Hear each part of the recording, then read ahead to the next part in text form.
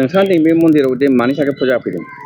नोंगौ फैया मानो होनना बुङोब्ला मन्दिराव फुजा होनायनि खारना बेनो भगबानखौ मोनसे भगबाननि आशीर्बाद अबदान नांगौ बे हिसाबै खारन आं 3 नं क'क्राझार बियाब ट्राइबेल सिटनिफ्राय गेलेनो थांगासिनो दङ आरो मानि थाखाय गेलेनो थांगासिनो बेखौ मोजाङै रायजो राजाफ्रा 8 मासनि सिगां ससियेल मिडियाखौ नुगासिनो दङ। आंहा दिनै मोनसे रक्षना बेक्षना मोनसे बर'नि ट्राइबेलनि मोनथायनि थाखाय आरो 6 सिडुल अनसल जेनेबा जिहेतु बिनि थासारिया जोबोद गाज्रि जानानै थांगासिनो दङ। आं दिनैनि खेत्रआव सोरबा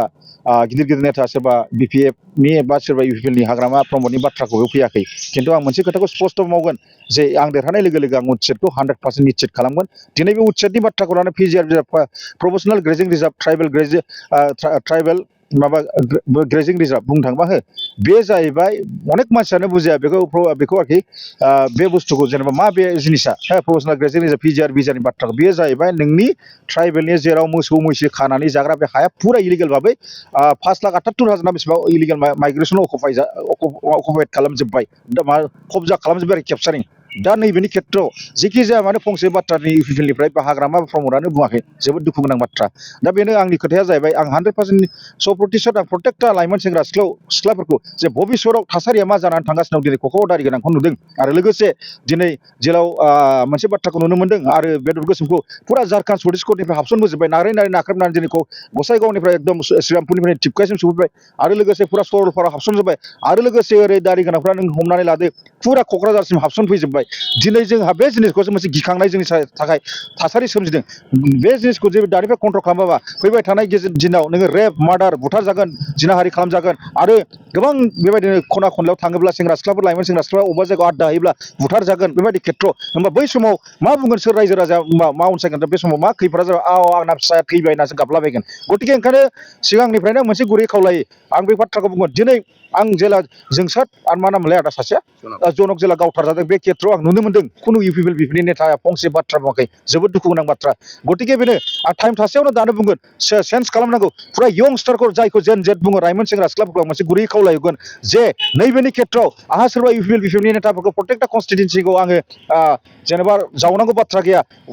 अबेबा जेनेबा नोङो पर्बजरा समस्ति हमना लादो दतमा समस्ति हमना लादो नोङो जेनेबा बावखुंग्रि समस्ति ओमफ्राय नोङो जेनेबा गसाइगाव समस्ति एकमात्र आं मोनसेल' सिट बिदों बेयो जाहैबाय आं क'क्राझार बियाबखौ 3 नं सिटखौ आंनो बेखौ नांगौ होननानै प्रत्येकटा आङो रायजो राजानाव मानि थाखाय गुरैयै खावलायहरदों खारन जाय बिथांमोना इउपिपिएल बिपिएफ खालामो बै जेन जेटनि बिमा बिफाफ्राबो बुजिनो सेस्था खालाम लाइमोन सेंग्रा सिख्लाफोरा मानो होननानै बुङोब्ला बे जोबोद जोंनि थाखाय दुखु गोनां बाथ्रा नङाबा जों गिथावना थासारियाव सौफैबाय खारन जों नुनो मोन्दों बावैसो दानखालि मा एक्सिडेन्ट जायामोन सरलपारायाव बेबायदि खेत्रआव जाबाय थागोन दुम दुम दाम दाम फेक इनकाउन्टार जाबाय खिन्थु आं नैबे बाथ्राखौ दिनै भबिष्यतबाणी होनानै दोनलांबावो हमनानै लानो सापज जे हमनानै लानो सापज जुदि हेमन्त बिश्व शर्मानि आसामनि चिफ मिनिस्टारा जुदि बे जेनाबाबो दाय मा हिसाबै बेखौ आं बिनि अर्थ'खौ बुंगासिनो दं। हेमन्त बिश्व शर्मा जेननाय लोगो लोगो बे 1 नाम्बाराव बर' जाथिजों बर'खौ रागा खरा होनना मानसिफोरा कमिउनेल भायलेन्स खालामना होगोन आरो गावहा बेखौ लबालाव थाखाय लागोन आरो जुदि देरहायोब्ला मा खालामगोन बे बर'खौ सैमा बायदि बाहायनानै थांथां बुथारलायबावगोन होमबा बे समाव आं मिथिगौ साहस गैया जे इउपिपिएल बिपिएफनि नेताफ्रा दिनै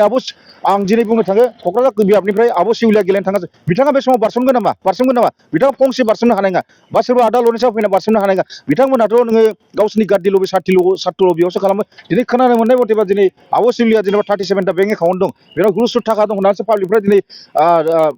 थाखा फैसा दं हिसाबैसो बिथांजों खारफागासिनो दङ खिन्थु बै खारफाग्रा बिथांमोनखौसो आं बुंगोन आं मानो होननानै बुङोब्ला बै बिथांमोनहा दिनै 500,000नि थाखाय लाजिनांगौ बाथ्रा फैयो दिनै रायजो राजा 500,000 थाखानो मा राजनिति खालामजागासिनो दङ दिनै एंखुर सारनाय बायदि दाउफोरनो आदार होआ बेबायदि खेत्र'यैसो दिनै बिथांमोनहा गावसिनि अस्तित्वहीन जानो थांगासिनो दं दिनै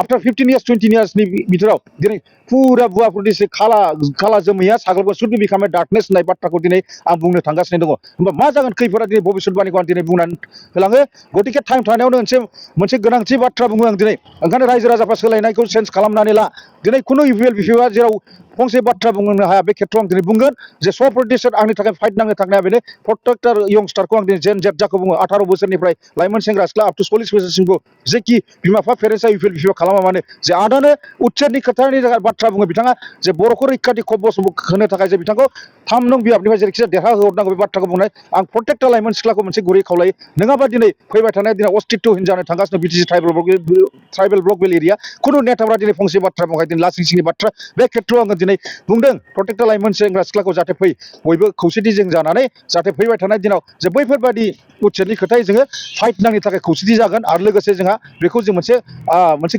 गोख्रों मोनसे थांखि लागोन थै थां आंबो नेगसिएसन खालामनाय नङा आं जाथि माहारिनि थाखाय सोरबा जुदि बर' ट्राइबेल माहारिखौ जुदि गाज्रि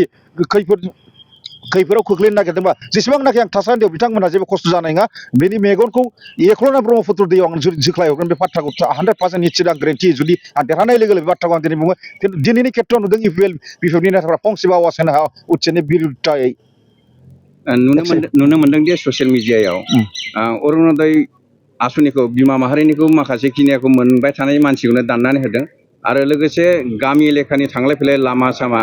दालां बेफोरबो जौगायाखै होननानै बुंसोलायबाय थायो दा बेफोरनि गेजेराव नोंथाङा मा बुंगोन बेथ' मोनसे भुवा पुलिसिटि मानो होननानै बुङोब्ला नोंथांमोना मिथिगौ जे अलरेडि बिटिसिनि बाजारा 150-200 कोटिल' हो बिटिसिआव 36 लाख पपुलेसन दङ आरो नोंथांमोना बे मोनसे जिनिसखौ मिथिनो मोनदों जे मा खालामगासिनो दं दा नैबे सरकार थानाय बिपिएफ सरकाराबो आसनि हि थगायफालगासिनो दं प्रत्येकटा नों 36 लाख पपुलेसन मोनदों मा हिसाबै आसनि होनो हानो साननानै नाय बेखौ गोरों मानसिया ओरैनो नेता डाइरेक्ट अंक खालामहरखायो हो दिनै मोनसे खोथाखौ दिनै बुंनो सानदों दिनै हमनानै ला नोङो जेन'बा नोंहा पपुलेसनानो 36 लाख पपुलेसन 36 लाखआव